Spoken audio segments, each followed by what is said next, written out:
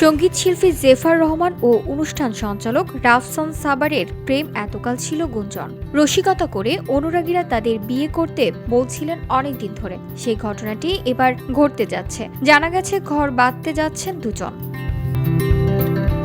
নিজেদের প্রেমের সম্পর্ককে এতদিন কেবল বন্ধুত্ব বলে এসেছেন এই দুই তরুণ। বিভিন্ন অনুষ্ঠান থেকে শুরু করে থাইল্যান্ডে একান্ত সময় কাটালেও বন্ধুত্বকে প্রেম হিসেবে স্বীকার করেননি তারা।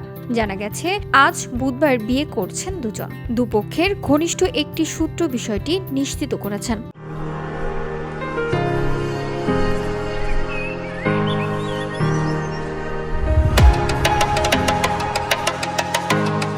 তারা জানিয়েছেন ঢাকার আমিনবাজারের একটি অবকাশ যাপন কেন্দ্রে তাদের বিয়ে। পরে আনুষ্ঠানিকভাবে সবাইকে ঘটনাটি জানাতে চেয়েছেন তারা।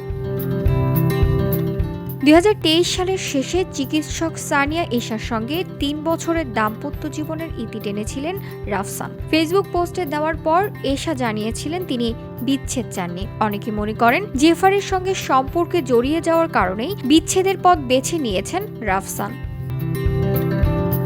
VOD Bangla news desk.